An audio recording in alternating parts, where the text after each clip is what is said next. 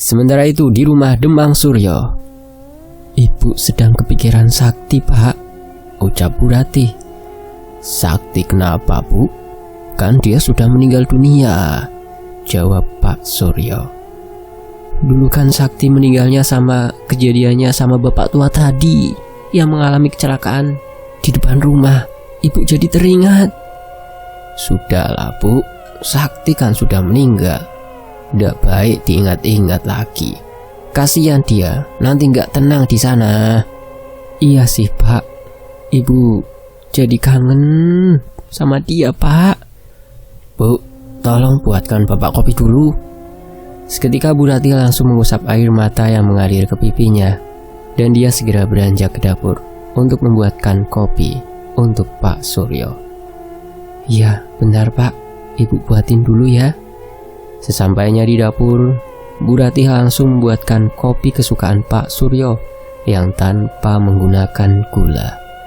Akan tetapi ternyata air panasnya habis di dalam termos. Akhirnya Bu Ratih harus masak airnya terlebih dahulu. Sementara Pak Suryo yang ada di depan teras rumahnya, dia sedang melamun, mengingat kejadian masa lalu yang sudah dialaminya. Makanya bisa menjadi seperti sekarang ini. Dulu Pak Suryo hidup miskin di desa itu. Bahkan dia dan keluarganya tinggal di rumah gubuk yang terbuat dari anyaman bambu, sama seperti dengan warga yang lain. Dan saat itu Pak Suryo bekerja menjadi seorang petani di sawah milik Juragan Hendro. Dia bekerja ikut bersama dengan bapaknya yang juga bekerja jadi petani. Waktu itu hasil panen yang didapatkan sangat sedikit sekali, sehingga para warga sekitar kesulitan untuk makan. Pak Suryo memiliki 3 orang anak. Anak yang pertama, Mayang. Dia masih berusia 16 tahun. Anak keduanya, Sakti, masih berusia 13 tahun. Dan anak yang terakhir, Dinda, masih berusia 5 tahun. Saat itu waktu zamannya Pak Suryo terpuruk ekonominya. Anak-anaknya selalu kelaparan. Suatu malam saat keluarganya Pak Suryo kelaparan karena bingung, tidak ada makanan yang akan dimasak sama sekali di rumah. Bahkan singkong ataupun jagung waktu itu masih sangat langka akibat kemarau yang berkepanjangan. Tanduran semua di kebun-kebun rusak dan gagal panen. Beras pun tidak ada karena selalu gagal panen, sehingga membuat para petani menderita. Tidak hanya petani akan tetapi pemilik sawah juga menderita. "Bu, aku lapar, Bu," ucap Sakti. "Ibu juga lapar. Kita semua lapar. Tapi tidak ada makanan yang harus kita makan." "Yang sabar ya, semoga nanti ada yang ngasih makanan ke kita." Sementara Pak Suryo yang mendengar anak dan istrinya kelaparan, merasa tidak berguna menjadi pemimpin keluarga. Membiarkan anak istrinya kelaparan. Untuk mengganjal perut, mereka minum air putih yang ada di gentong yang terbuat dari gerabah tanah liat. "Kita minum air putih dulu saja ya, buat ganjal perut," ucap Bu Ratih.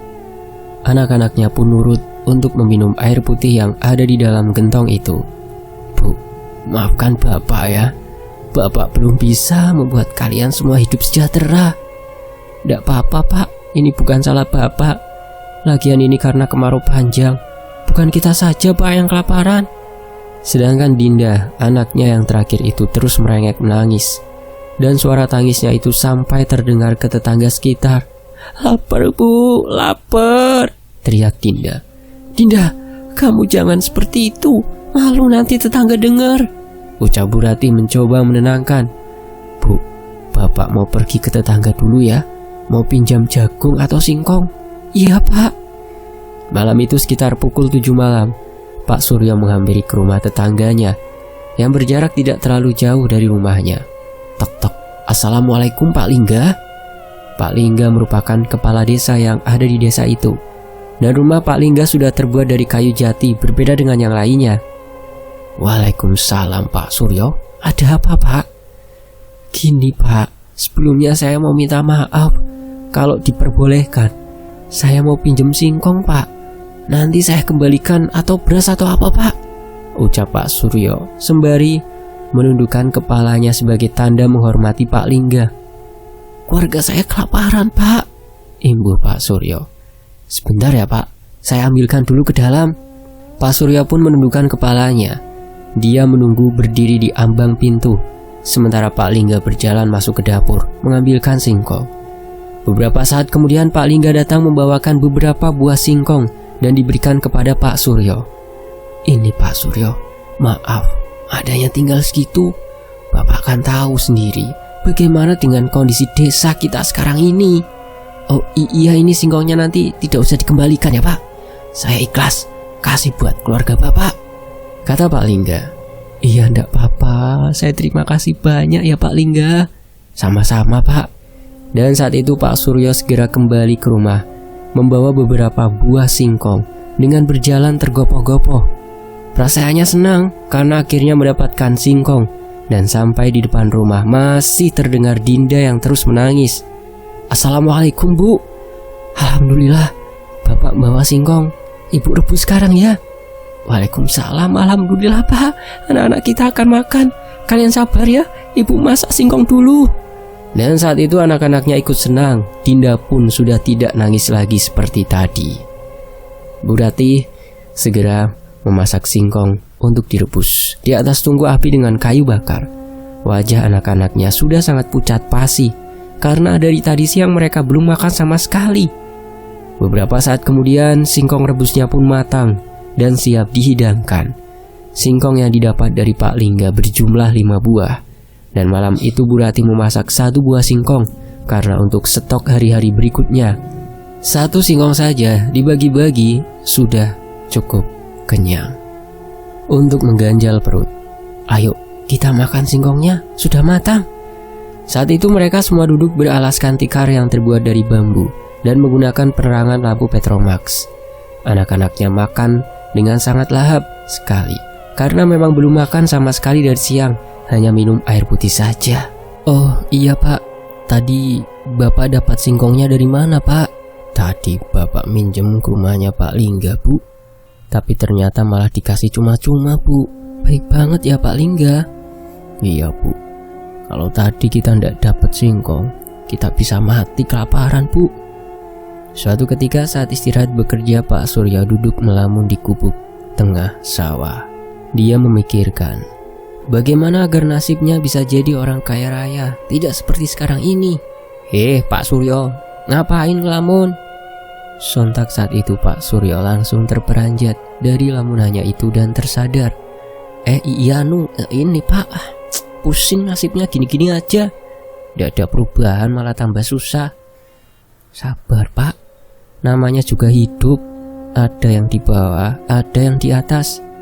Yang penting kita terus berusaha dan berdoa, diiringi dengan ikhtiar bekerja keras." Pak Suryo pun menghela nafasnya mendengar apa yang diungkapkan oleh temannya itu. Sore itu setelah pulang kerja, Pak Suryo mampir terlebih dahulu di warungnya Bu Surti dan beliau memesan secangkir kopi. Namun karena tidak punya uang, dia berniat untuk berhutang terlebih dahulu kepada Bu Surti. "Bu, saya pesan kopinya 1, tapi saya ngutang dulu ya Bu." "Iya Pak, nanti saya masukkan bon saja ya." "Makasih ya Bu." Dan saat itu Bu Surti langsung membuatkan kopi untuk Pak Suryo. Beberapa saat kemudian Bu Surti kembali dan meletakkan secangkir kopi panas di depannya Pak Suryo. "Monggo Pak, ini kopinya, silakan." "Makasih ya Bu." Surup. Perlahan-lahan Pak Suryo menyeruput secangkir kopinya. Tiba-tiba ada seseorang datang ke warungnya Bu Surti. "Bu, saya pesan kopinya 1 ya." "Iya Mas Raden." Mendengar nama Raden seketika Pak Suryo langsung terperanjat dan menghadap ke arah Raden. "Duh, Mas Raden sudah pulang merantau toh?" "Iya Pak." "Pulang kapan Mas?" "Kemarin sore Pak." "Wah, sekarang penampilannya anak kota sekali ya Mas. Sudah sukses lagi." "Alhamdulillah Pak." Raden ini anaknya Pak Lingga yang kedua, dan dia tidak melanjutkan kuliah karena keinginannya sendiri untuk bekerja. "Oh iya, Mas Raden, apa ada lowongan kerja di kota buat saya?" "Banyak Pak, kalau Bapak mau nanti ikut saya saja ke kota." "Beneran Mas?" "Iya Pak, besok saya berangkat lagi ke kota. Bagaimana, mau ikut nggak Pak?" Seketika Pak Suryo langsung menekuk wajahnya. Saat itu mengingat dia tidak memiliki uang untuk ongkosnya pergi ke kota. Loh, kenapa jadi lesu seperti itu, Pak? Saya lupa, Nak Raden. Kan saya ndak punya ongkos buat ke kota. Udah gampang, nanti saya ongkosin Bapak.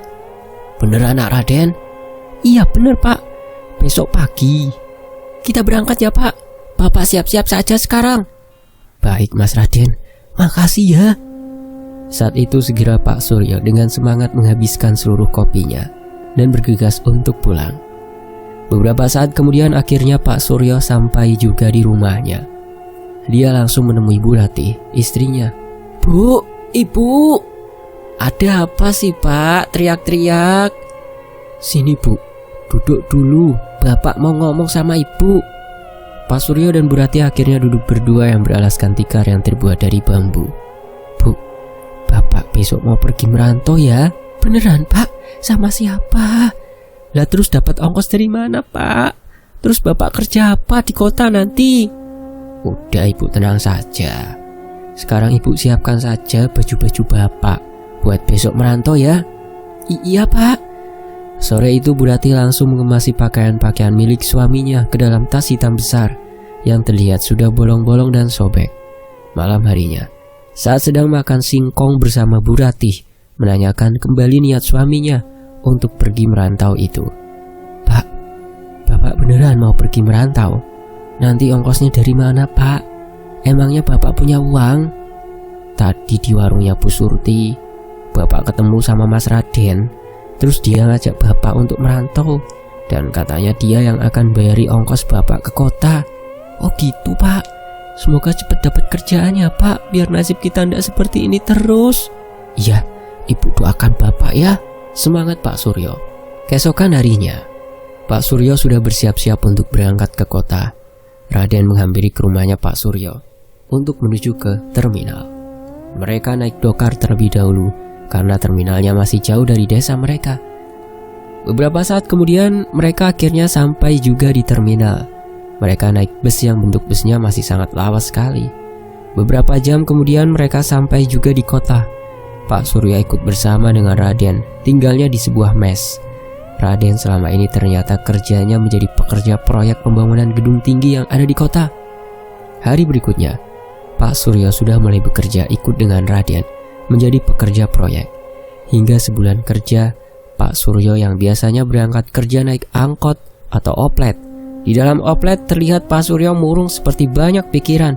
Kala itu Pak Suryo tidak berangkat bareng Raden karena Raden sudah berangkat lebih dulu. Tiba-tiba ada seorang kakek tua yang naik ke oplet.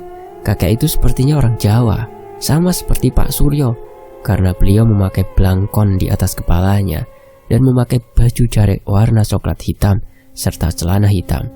Sosok itu menepuk pundak Pak Suryo saat dia sedang melamun.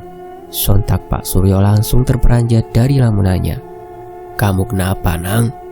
Pak saya pusing Pak. Hidupnya kok gini-gini terus, tidak ada perubahan. Sementara anak istri saya kelaparan di kampung. Sosok kakek tua yang berusia sekitar 65 tahunan itu tersenyum ramah kepada Pak Suryo. Lalu beliau mengambil sebuah kertas lusuh yang diletakkan pada saku baju jariknya itu. Datanglah ke tempat ini. Di mana ini Mbah? Itu sudah tertera alamatnya. Datangi saja ke sana. Nanti kamu bisa merubah hidup kamu. Stop, kiri per. Belum selesai bicara tiba-tiba saja kakek tua itu pergi menghilang entah kemana. Pak Suryo yang memegangi kertas lusuh itu kebingungan karena dia tidak tahu apa maksud dari kakek tua tadi. Beberapa saat kemudian, Pak Suryo sampai di tempat kerjanya dan dia melamun memikirkan kertas lusuh yang diberikan kakek tadi. Sementara itu kembali ke masa sekarang. Pak, Bapak ngapain sih ngelamun gitu? Ucap Bu Ratih yang sembari menepuk pundak Pak Suryo, membuat Pak Suryo terperanjat dari lamunannya tadi. Pak Suryo langsung mengusap wajahnya menggunakan tangan dengan kasar. Nggak apa-apa kok Bu. Ini kopinya Pak, maaf ya lama. Tadi masak air dulu Pak. Iya nggak apa-apa Bu. Suruh. Pak Suryo langsung menyeruput kopi buatan istrinya tadi dan mencoba tersadar dari pikiran masa lalunya. Bapak mikirin apa sih Pak? Nggak apa-apa Bu. Cuma mikir masa lalu waktu kita miskin dulu. Dan tidak nyangka sekarang bisa jadi orang nomor 1 di desa. Iya Pak, Ibu juga tidak nyangka. Sementara di sisi lain malam harinya Pak Yanto mencoba meyakinkan kembali kepada Bu Ina tentang dia akan bekerja sama dengan bapak-bapak yang lain di tempat Demang Suryo. Ibu, Bapak boleh kan kerja ikut Demang Suryo? Tanya Pak Yanto. Iya Pak, terserah Bapak saja. Ibu tenang saja, nanti Bapak bisa jaga diri dan selalu berdoa saat bekerja. Ibu juga doakan Bapak ya. Lagian nanti kalau Bapak dapat upah 2 kali lipat setiap harinya kan, kita bisa beli apa-apa Bu. Bu Ina pun menganggukkan kepalanya menjawab ucapan dari Pak Yanto. Iya Pak, jangan lupa terus berdoa ya nanti kalau kerja sama Demang Suryo. Iya Bu. Malam itu Pak Kardi ingin buang air kecil. Otomatis beliau harus pergi ke sumur belakang rumahnya. Dan saat beliau sedang buang air kecil, tiba-tiba Pak Kardi dikejutkan dengan suara langkah kaki dari balik rerumputan kebun samping sumurnya. Srek, srek, srek. Suara itu terdengar beberapa kali, sampai pada akhirnya Pak Kardi penasaran dengan suara itu. Selesai buang air kecil, Pak Kardi berjalan perlahan-lahan menuju ke rerumputan itu dengan membawa lampu Petromax. Dia berjalan mengendap-endap karena takutnya ada binatang buas yang masuk ke dalam kebun malam itu. Pak Kardi berjalan semakin mendekat ke arah semak-semak, semakin dekat, dan saat sudah dekat, betapa terkejutnya Pak Kardi melihat ada sosok putih-putih yang di pocong atasnya berdiri di kebun itu dan menatap tajam ke arahnya. Dengan kedua matanya yang melotot, wajahnya hitam legam dan kain putih lusuh yang menyelimuti tubuhnya, Pak Kardi juga mencium bau bangkai yang sangat menyengat dari sosok itu. Baunya seperti anyir darah dan bau kemenyan yang menyeruak. Pak Kardi yang melihat sosok itu langsung terbujur kaku tubuhnya. Tidak bisa digerakkan sama sekali. Mulutnya ingin teriak pun tidak bisa karena terasa seperti terkunci. Keringat dingin bermunculan di sekujur tubuh Pak Kardi, sehingga membasahi baju yang dikenakannya itu. Tubuh Pak Kardi pun gemetaran, kaku, jantungnya berdebar-debar. Rasanya sudah seperti mati rasa karena tidak bisa berbuat apa-apa di sana. Sementara itu, Bu Karsi yang berada di dalam rumahnya mencari keberadaan Pak Kardi kesana kemari, tapi tak kunjung ditemukan juga. Akhirnya Bu Karsi membawa lampu senter kecil sebagai penerangan jalan ke belakang rumah. Beliau mencari suaminya sampai di sumur namun tidak menemukan Pak Kardi juga. Bu Karsi iseng-iseng menyorot lampu senternya menuju ke arah kebun belakang. Sampai akhirnya beliau melihat ada Pak Kardi yang berdiri kaku di sana, tidak bergerak sama sekali. Pak, Bapak ngapain Pak? Akan tetapi Pak Kardi tidak membalas sama sekali teriakan dari Bu Karsi karena tubuh dan mulutnya terasa sangat kaku sekali. Akhirnya Bu Karsi berinisiatif untuk menghampiri suaminya yang sedang berdiri tidak berkutik di sana. Pak, Bapak sedang apa Pak? Saat itu Bu Karsi mencoba melihat ke arah Pak Kardi. Betapa terkejutnya dia melihat suaminya dengan wajah yang pucat pasi dan penuh dengan keringat yang membasahi tubuhnya. Pak, sadar Pak, ucap Bu Karsi sembari menepuk pundak Pak Kardi. Sontak saat itu Pak Kardi langsung terperanjat dan mulai tersadar karena sedari tadi kedua matanya melotot, mulutnya menganga. Kemudian Pak Kardi dibawa masuk ke dalam rumahnya, berjalan tertatih-tatih di papah Bu Karsi. Sesampainya di dalam rumah, Bu Karsi langsung memberikan Pak Kardi air putih. Ini, Pak, diminum dulu Pak. Segera Pak Kardi meneguk segelas air putih itu secara perlahan-lahan. Bapak kenapa Pak? Tadi kok bisa seperti itu? Tadi itu waktu Bapak sedang buang air kecil, Bapak mendengar ada suara langkah kaki di balik semak-semak Bu. Karena penasaran, akhirnya Bapak menghampiri. Tahu-taunya saat dihampiri yang keluar malah sosok pocong Bu. Serem wajahnya. Terus Bapak tidak bisa teriak, badan kaku semua Bu. Kok bisa ya Bapak lihat pocong? Kalau gitu Bapak istirahat saja. Pasti Bapak kecapean kan? Besok Bapak mau ke rumah Demang Suryo juga. Keesokan harinya Pak Kardi sudah bersiap-siap untuk berangkat ke sawah Pak Hendro terlebih dahulu. Mau izin berhenti kerja sebelum ke rumahnya Pak Suryo. Beberapa saat kemudian, bapak-bapak yang lainnya sudah kumpul di sawah milik Pak Hendro. Dan pagi itu Pak Hendro datang ke sawah. Jadi mereka bisa langsung mengutarakan niat mereka kepada Juragan Hendro. Pak Hendro, kami mau ngomong sama bapak sebentar, ada perlu. Apa boleh Pak? Oh iya, silakan. Mau ngomong apa bapak-bapak? Jadi gini Pak, kami mau berhenti bekerja sama bapak mulai hari ini. Sebenarnya sih mau bilang kemarin, tapi bapak ndak datang ke sini, ucap Pak Wondo yang mewakili. Iya, kebetulan saya juga keberatan untuk membayar upah kalian. Ya tahu sendiri kan, karena masih sepi. Padi juga gagal panen sebagiannya. Jadi ya kebetulan sekali, ndak apa-apa, silakan kalau kalian mau berhenti bekerja, jawab Pak Hendro. Beneran Pak? Makasih ya Pak. Ya, untuk upah yang kemarin nanti saya lunasi semua ya upahnya. Makasih ya Pak, Bapak sangat baik sekali. Ya, sama-sama bapak-bapak. Dan saat itu mereka segera untuk pergi dari sawahnya Pak Hendro. Sebelum pergi mereka menerima upah pesangon dari Pak Hendro yang terakhir kalinya. Kita ke rumah Pak Suryo sekarang saja ya. Iya, ayo, mumpung sekalian, jangan ditunda-tunda. Mereka berempat kemudian berjalan kaki bersama menuju ke rumahnya Pak Suryo. Assalamualaikum Pak Suryo, teriak bapak-bapak dari depan pagar rumahnya. Waalaikumsalam, jawab Pak Danang, satpam rumah Pak Suryo. Ada apa ini bapak-bapak datang kemari? Demang Suryonya ada Pak. Oh, nyari Pak Suryo. Ada Pak, tapi tunggu sebentar ya, saya minta izin dulu, ucap Pak Danang. Iya Pak, kita tunggu di sini. Segera Pak Danang, satpam rumah Pak Suryo, langsung masuk ke dalam rumah untuk memanggilkan Pak Suryo. Saat itu Pak Suryo sedang duduk membaca koran di kursi ruang tamu, disertai dengan hidangan kopi pahit. Permisi Pak, ada tamu di luar, katanya mau nyari Bapak, ucap Pak Danang sembari sedikit membungkukkan tubuhnya sebagai tanda menghormati juragannya. Siapa Nang? Aduh, saya lupa ndak tanya namanya ya Pak. Saya tanya dulu ya. Sudah ndak usah, biar saya ke depan saja langsung. Iya Pak. Dan saat itu segera Pak Suryo keluar rumah untuk menemui tamunya. Beliau berdiri di depan terasnya sembari meletakkan kedua tangannya di pinggang. Ketika sudah melihat tamu yang datang, Pak Suryo meminta kepada Pak Danang untuk membukakan pagar rumahnya. Nang, tolong bukakan pagarnya dan suruh mereka masuk.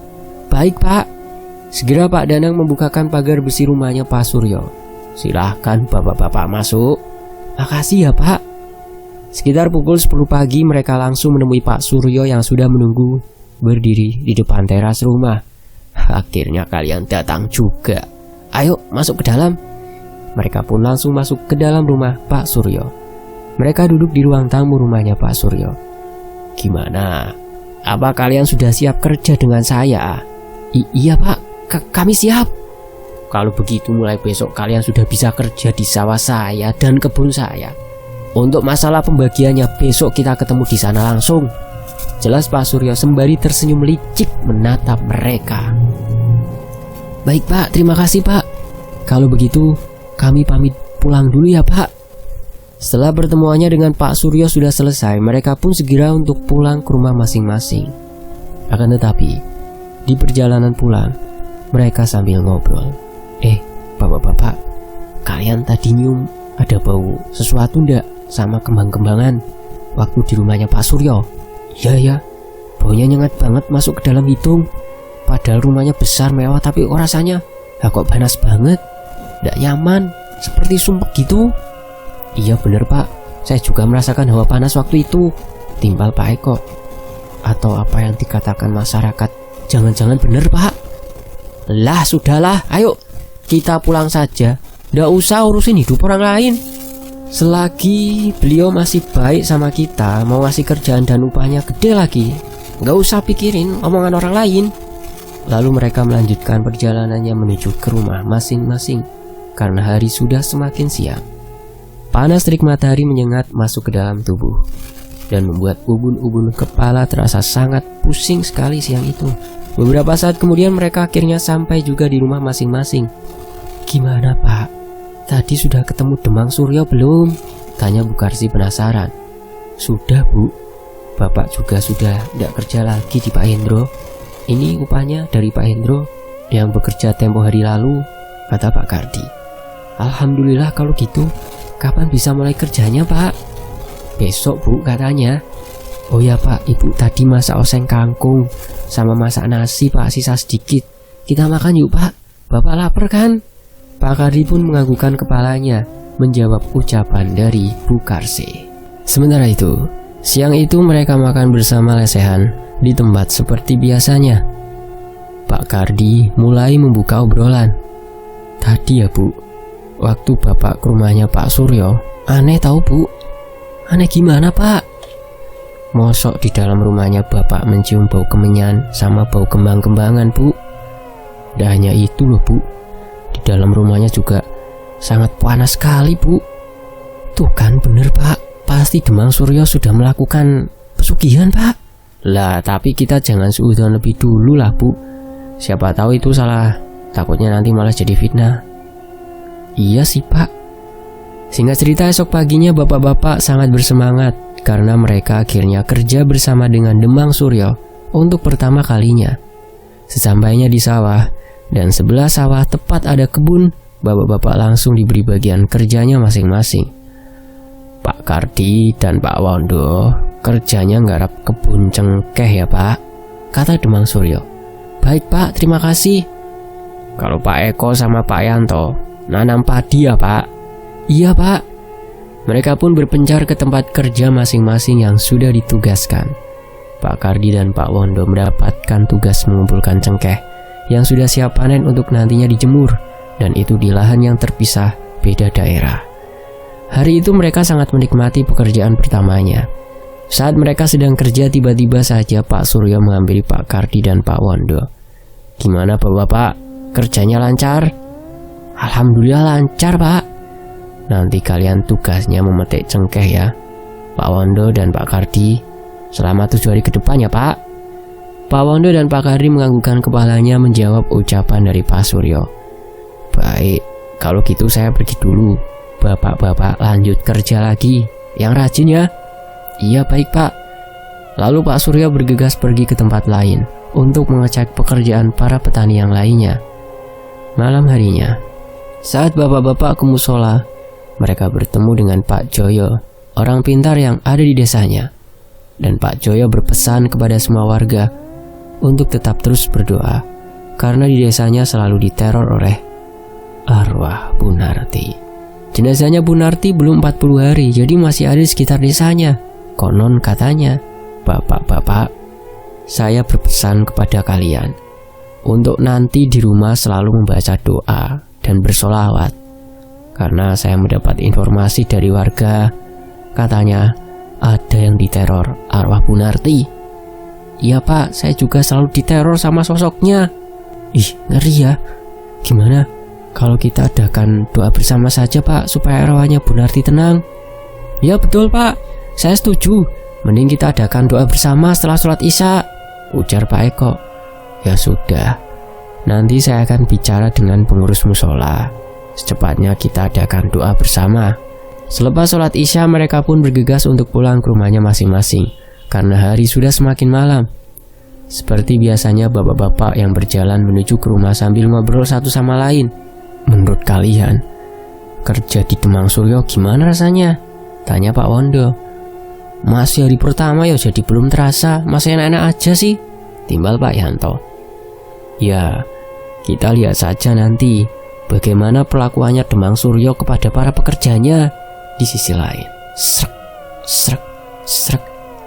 Saat mereka sedang berjalan, tiba-tiba terdengar suara langkah kaki seseorang yang entah dari mana asalnya. Seketika bapak-bapak itu langsung terhenti langkahnya dan terdiam sejenak. Suara apa itu bapak-bapak? Nggak tahu Pak, kayaknya berasal dari belakang. Kita lihat yuk sama-sama. Karena penasaran, mereka pun berusaha untuk melihat ke arah belakang secara bersamaan dalam hitungan ketiga. 1, 2, 3. Ah!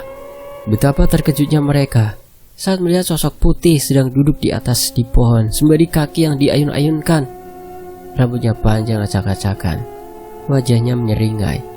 dan kedua matanya melotot. Anehnya wajah sosok itu menyerupai almarhumah Bu Narti.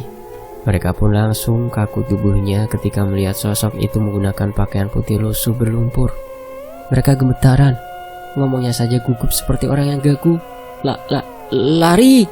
Bapak-bapak itu akhirnya lari terbirit-birit menuju ke rumah masing-masing dengan jantung yang terus berdebar dan nafasnya yang tidak beraturan, serta keringat dingin yang membasahi tubuh mereka. Beberapa saat kemudian mereka akhirnya sampai di rumahnya masing-masing. "Bapak kenapa?" tanya Bu Karsih yang sedari tadi duduk di lincah depan teras rumah menunggu kedatangan suaminya. Namun Pak Kardi terus mengatur nafasnya yang masih terasa tidak beraturan. Lalu beliau mengisyaratkan gerakan tubuh seolah sedang meneguk segelas air putih kepada istrinya. "Oh ya, bentar Pak, tak ambilin dulu," ucap Bu Karsih. Bu Karsih langsung beranjak masuk ke dalam rumahnya untuk mengambilkan segelas air putih yang ada di dalam gentong. Beberapa saat kemudian Bu Karsih kembali ke depan teras rumah membawakan segelas air putih. "Ini Pak, diminum dulu air putihnya." Segera Pak Kardi meneguk segelas air putih itu sampai habis. "Gimana Pak? Ada apa? Kok Bapak lari-larian gitu tadi?" "Tadi pulang dari musola Bu, Bapak lihat ada sosok putih-putih duduk di atas pohon Bu. Sama bapak-bapak yang lain juga lihat. Serem banget Bu. Berarti kata orang arwahnya Bu Narti masih gentayangan ya Pak selama ini. Nah tapi kok aneh ya Pak, bisa gentayangan gitu, padahal kan sudah didoakan." Semua warga juga bingung Bu, ini tuh ada apa sebenarnya? Tapi nanti besok katanya Pak Joyo akan mengadakan acara doa bersama di musola Bu. "Bagus kalau gitu Pak. Ya udah, kita masuk saja. Ayo Bu, ke dalam. Takut nanti ada sosok itu lagi." "Iya ayo Pak." Lalu mereka berdua pun langsung beranjak masuk ke dalam rumahnya untuk tidur istirahat. Tengah malam saat sedang tidur, Bu Karsih tiba-tiba kebelet buang air kecil. Beliau pun segera beranjak menuju ke sumur belakang rumah. Saat beliau sedang buang air kecil, tiba-tiba saja Bu Karsih mendengar ada suara wanita yang menangis merintih minta tolong. "Karsih, tolong saya." Seketika bulu kuduk Bu Karsih langsung berdiri semua mendengar ucapan itu. Lalu beliau mencoba mencari di mana suara itu berasal. Setelah selesai buang air kecil, Bu Karsih melihat ke arah kebun dan terkejut. Dia melihat sosok putih yang menyerupai Bu Narti menangis terseduh-seduh dan meminta tolong. Bu Karsih langsung gemetaran dan langsung lari tergopoh-gopoh masuk ke dalam rumahnya. Memang semasa hidupnya Bu Narti dekat dengan Bu Karsih. Mereka selalu bertukar barang satu sama lain atau disebut dengan istilah barter. Mungkin karena kedekatannya dulu, jadi Bu Narti sering muncul mendatangi Bu Karsih untuk meminta tolong. Saat itu Bu Karsih langsung masuk ke dalam kamarnya dan menutup tubuhnya dengan selimut. Bu Karsih masih terus mengatur nafasnya yang terasa tidak beraturan dan keringat dingin yang membasahi tubuhnya. Malam itu Bu Karsih jadi tidak bisa tidur karena masih terngiang-ngiang dengan suara tadi yang terus meminta tolong. Beliau tidak bisa tidur sampai pagi karena terus kepikiran kejadian tadi malam. Seperti biasanya setiap pagi Bu Karsih memasak air di tungku yang ada di belakang rumah menggunakan kayu bakar, serta merebus singkong sisa waktu itu yang dicabut dari kebun belakang rumah. Suara azan subuh mulai berkumandang. Pak Kardi pun baru bangun dari tidur yang sementara Bu Karsih tidak bisa tidur. Sudah bangun lebih dulu sebelum azan subuh berkumandang. "Ibu kok sudah masak? Emangnya bangun jam berapa Bu?" "Ibu tidak bisa tidur Pak." "Loh emangnya kenapa Bu?" "Sini Pak, Ibu mau cerita. Semalam Ibu kan buang air kecil, terus Ibu dengar ada suara Bu Narti. Dia kayak minta tolong sama Ibu. Maksudnya itu apa ya Pak?" "Bapak juga tidak tahu Bu kalau itu. Sudahlah Bu, lupakan saja." Segera mereka mengambil air wudhu untuk sholat subuh karena merebus singkong matangnya lama. Jadi Bu Karsih ditinggal begitu saja. Mereka bergegas untuk melaksanakan sholat berjamaah di rumah dengan beralaskan tikar yang terbuat dari anyaman bambu. Pagi itu, Pak Kardi dan bapak-bapak yang lain segera untuk berangkat bekerja ke kebun dan sawah Demang Suryo. Sampainya di sana, mereka langsung mengerjakan pekerjaan yang sudah diberikan oleh Pak Suryo kemarin. Karena di pohon cengkehnya cukup tinggi, akhirnya salah satu dari Pak Wondo dan Pak Kardi harus manjat ke atas untuk mengambil buah cengkehnya yang di atas. Aduh, gimana ini Pak? Siapa yang mau ambil ke atas? Bapak saja sana, jawab Pak Wondo. Saya tidak bisa manjat ya Pak. Bapak saja ya, kan Bapak tinggi juga badannya, ucap Pak Kardi. Pak Wondo langsung menghela nafas mendengar apa yang diucapkan oleh Pak Kardi. Ya sudah, kalau gitu saya yang manjat Pak. Nah gitu dong Pak. Tapi hati-hati ya Pak manjatnya. Iya Pak. Lalu Pak Wondo pun memulai untuk memanjat pohon cengkeh ke bagian atas untuk mengambil cengkeh yang sudah siap dipetik. Akan tetapi saat Pak Wondo sudah sampai di atas pohon, beliau langsung teriak kesakitan. Aduh, sakit, teriaknya. Kenapa Pak? Ada apa Pak? Tanya Pak Kardi yang ada di bawah. Aduh, teriak Pak Wondo. Pak Kardi yang ada di bawah panik karena Pak Wondo terus merintih kesakitan di atas pohon cengkehnya. Ternyata saat itu Pak Wondo digigiti semut pada kakinya yang membuat dia kesakitan. Karena tidak tahan dengan rasa gatal dan rasa sakitnya, Pak Wondo langsung garuk-garuk kakinya. Tanpa sadar beliau melepaskan tangan dari pegangan batang pohon cengkeh. Awas Pak, teriak Pak Kardi dari bawah dan brak. Pak Wondo pun jatuh dari atas pohon cengkeh. Pak Kardi langsung teriak meminta tolong kepada yang lainnya. Tolong, tolong, teriak Pak Kardi. Beberapa saat kemudian pekerja petani yang lain pun segera menghampiri Pak Kardi dan Pak Wondo. Tak berapa lama, Pak Wondo yang jatuh dari atas pohon langsung pingsan. Ada apa ini Pak Kardi? Tanya yang lain. Tolong ini nih Pak, tadi Pak Wondo jatuh dari atas. Segera Pak Wondo dibawa ke klinik terdekat yang ada di desanya untuk diperiksa, karena takut terjadi apa-apa dengan Pak Wondo. Salah satu dari mereka menyewakan dokar terlebih dahulu untuk membawa Pak Wondo ke klinik. Pak Yanto yang mengetahui itu, beliau dan Pak Eko segera langsung menuju ke rumah Demang Suryo untuk melapor. Sesampainya di rumah Pak Suryo, mereka mendengar ada suara aneh di dalam rumahnya. Mereka seperti mendengar ada suara kera yang saling bersahutan, dan jumlahnya seperti banyak. Tidak hanya itu, mereka juga mencium bau kemenyan dan bau kembang-kembangan di dalam rumahnya. Beberapa saat kemudian, Pak Suryo keluar menghampiri Pak Yanto dan Pak Eko. Ada apa ini bapak-bapak? Pak Wondo jatuh dari atas pohon cengkeh Pak. Sekarang di mana dia? Dibawa ke klinik terdekat Pak. Ya sudah, saya ambilkan uang dulu untuk biaya berobatnya. Lalu Pak Suryo beranjak masuk ke dalam rumah untuk mengambilkan uangnya. Sesaat kemudian, beliau kembali menghampiri Pak Yanto dan Pak Eko. Ini uangnya. Nanti Pak Wondo disuruh istirahat saja di rumah. Baik Pak. Sementara di sisi lain Pak Wondo sudah dibawa ke klinik desa terdekat. Pak Yanto dan Pak Eko langsung menghampiri ke klinik. Di klinik ada satu bidan dari kota yang bertugas ke desa. Namanya Mbak Kinanti. Dia yang mengabdi di desa membantu orang-orang sakit di desa itu. Dia sangat ramah dan cantik. Meskipun klinik di desa sangat minim sekali peralatannya, tidak seperti di kota, apalagi di zaman 80-an ini. Saat itu Pak Wondo langsung diperiksa oleh Mbak Kinanti. Kakinya yang terlihat sudah membiru keunguan, legam dan bengkak. Begini bapak-bapak, kakinya Pak Wondo ini tersengat lebah dan semut api, makanya menjadi bengkak seperti ini. Tapi tidak apa-apa, nanti beberapa hari kemudian sembuh. Nanti saya berikan resep obatnya ya. Pak Wondo waktu itu sudah tersadar, namun tubuhnya masih terasa lemas.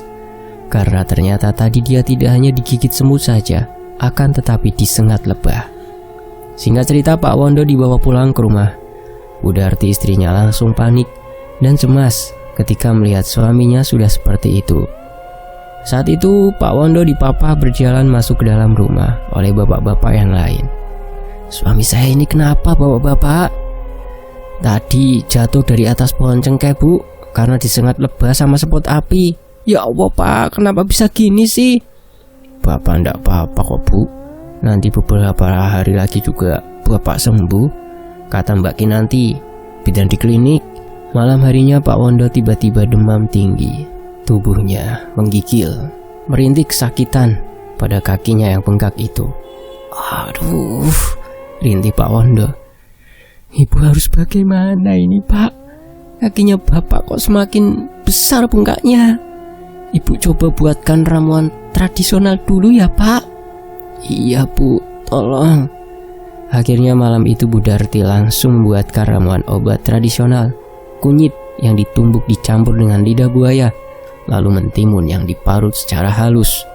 Semua bahan itu lalu dicampurkan jadi satu oleh Bu Darti. Bahan-bahan itu didapat tadi pagi. Kebetulan Bu Darti belanja ke pasar yang jaraknya agak jauh, harus naik dokar terlebih dahulu. Pertama Bu Darti mengolesi kaki pada Pak Wondo dengan perasan air hangat terlebih dahulu, dan kemudian semua bahan kunyit lidah buaya dan mentimun yang sudah dihaluskan dioleskan pada bagian kaki yang sudah membengkak dan gatal-gatal itu. Saat sedang diolesi dengan ramuan tradisional itu, Pak Wondo terus beringsutan dan terus merintih kesakitan. Aduh, sakit, Bu. Sabar, Pak, tahan biar cepat sembuh sakitnya. Bu Darti terus mengolesi ramuan itu perlahan-lahan ke kakinya Pak Wondo yang sudah membengkak.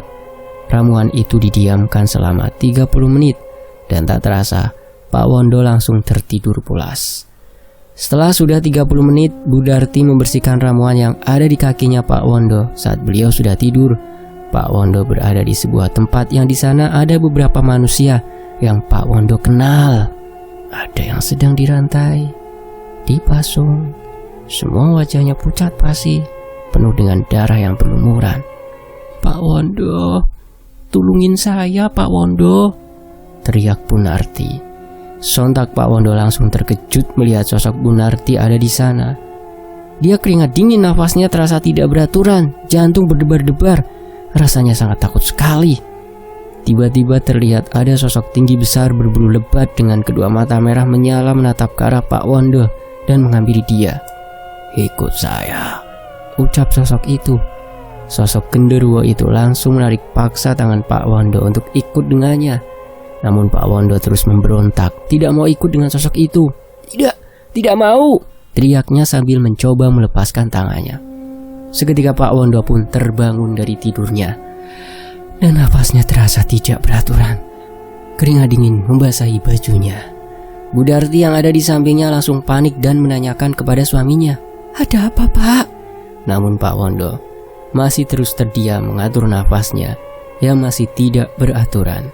Segera Bu Darti mengambilkan air putih di belakang rumah yang berada di dalam sebuah gentong, tempat gerabah yang terbuat dari tanah liat.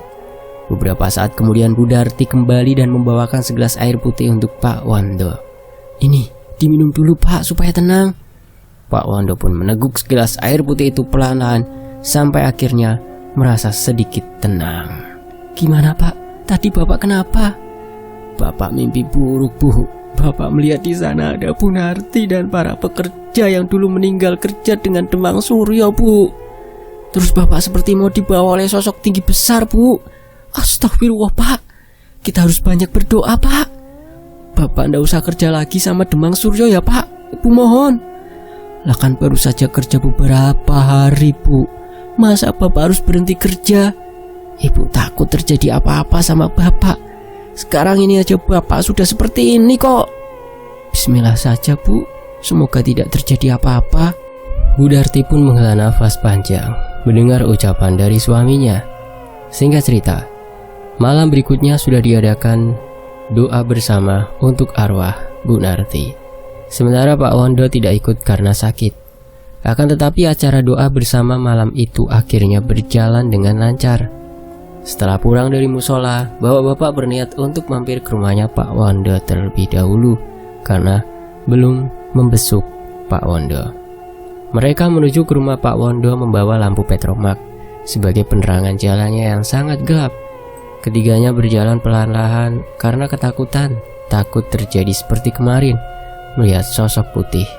Beberapa saat kemudian mereka akhirnya sampai juga di rumahnya Pak Wondo tanpa ada halangan apapun. "Assalamualaikum," ucap mereka. Kriat, suara pintu dibuka. "Waalaikumsalam. Bapak-bapak," ucap Bu Darti yang pertama kali membukakan pintu rumahnya. Pak Wondonya sedang apa, Bu? Sedang duduk, Pak, itu di dalam. Ayo silakan masuk, Pak. Mereka pun langsung segera masuk ke dalam dan duduk di sebuah tikar yang beralaskan bambu. Sementara Bu Darti masuk ke dalam untuk menjamu minuman dan makanannya. Saat itu Bu Darti menyiapkan air putih dan singkong rebus yang sudah direbus tadi. Beberapa saat kemudian, Bu Darti datang dan membawakan singkong rebus dan air putih kepada tamunya. Monggo diminum bapak-bapak. Makasih, Bu. Gimana Pak Wondo kakinya? Tambah bengkak sama perih, Pak. Udah dikasih obat atau ramuan tradisional belum? Tanya Pak Eko. Sudah semua, Pak. Tapi masih tetap sama, ndak ada perubahan. Apa ndak sebaiknya coba dibawa ke rumah sakit di kota saja? Mau dibawa ke rumah sakit gimana, Pak? Kita saja ndak ada uang. Pastikan biayanya besar. Ya juga ya. Singkat cerita, setiap hari Pak Wondo selalu mendapatkan gangguan-gangguan yang membuat dirinya menjadi tidak tenang. Waktu itu saat Pak Wondo sedang duduk di malam hari, tiba-tiba saja Pak Wondo mendengar ada suara wanita yang ketawa-tawa. Suara itu terdengar jelas seperti dari balik tembok bambu rumahnya. Seketika bulu kuduknya Pak Wondo langsung berdiri semua dan tubuhnya gemetaran. Namun beberapa saat kemudian, suara itu menghilang, sudah tidak terdengar lagi di telinga. Pak Wondo meminta kepada Bu Darti untuk mengecek ke samping rumahnya. Bu, tolong itu di samping rumah, ada apa ya? Dari tadi kok ada suara wanita yang cekikian. Segera Bu Darti langsung bergegas menuju ke samping rumah untuk mengecek. Namun setelah dicek ternyata tidak ada siapa-siapa. Tidak ada siapa-siapa kok, Pak. Dek, seketika jantung Pak Wondo seperti terhenti. Karena jelas-jelas dari tadi Pak Wondo dengar suara wanita yang tertawa. Tak berapa lama, Pak Wondo yang sedang duduk berselimutkan sarung kotak-kotaknya. Betapa terkejutnya beliau karena tiba-tiba saja sarung yang dia pakai untuk selimut tubuh itu bergerak sendiri, seperti ada yang menariknya. Dan saat itu Pak Wondo akhirnya tarik-tarikan. Saat itu Bu Darti sudah tidur lebih dulu, sementara Pak Wondo lebih memilih tidur di luar karena hawa yang dirasa sangat panas sekali. Keesokan harinya, Bi Ija, pembantu di rumahnya Pak Suryo, melihat ada banyak bercak darah di lantai dan baunya sangat busuk seperti bau bangkai serta bau anyir. Bu Ija pun langsung memanggil Bu Ratih untuk memberitahu tentang bercak darah itu.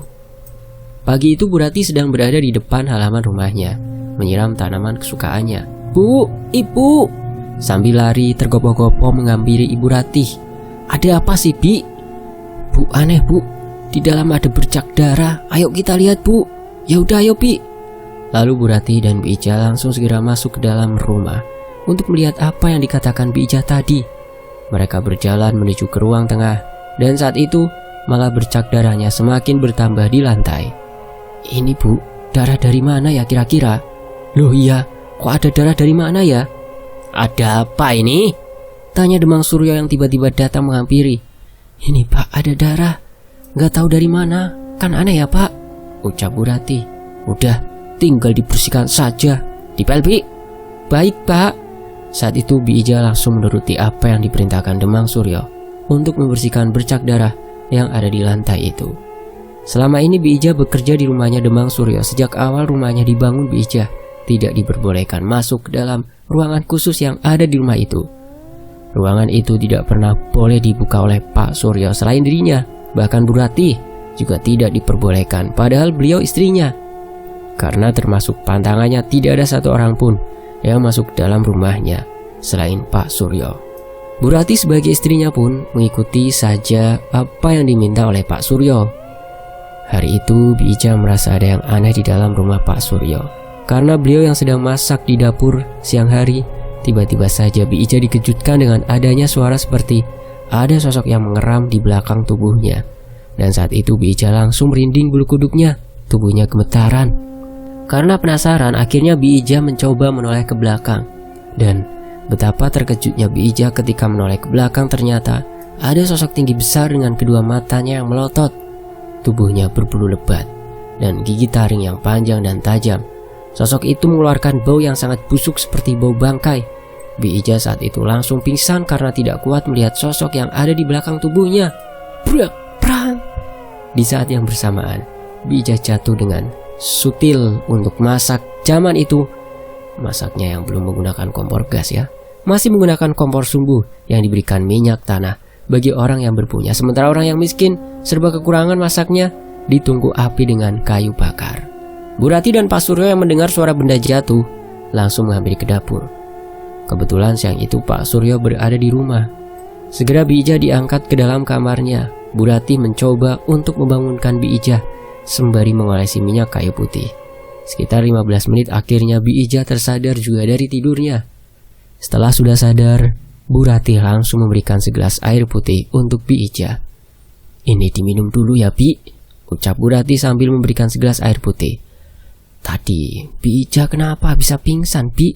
Kecapean apa?" Wajah Bi Ijah saat itu masih terlihat pucat pasih. Jantung masih berdebar kencang. "Tadi saya lihat ada sosok tinggi besar di belakang saya, Bu." "Maksud Bi Ijah genderuwo?" "Iya, Bu." Palingan Bi Ijah berhalusinasi saja. Mana mungkin ada hantu siang bolong gini, Bi. Udah Bi Ijah istirahat saja, pasti capek. Bi Ijah pun menganggukkan kepalanya, menjawab ucapan dari Demang Suryo. Bersambung. Fakta secara pamit, nantikan kelanjutannya. Wassalamualaikum.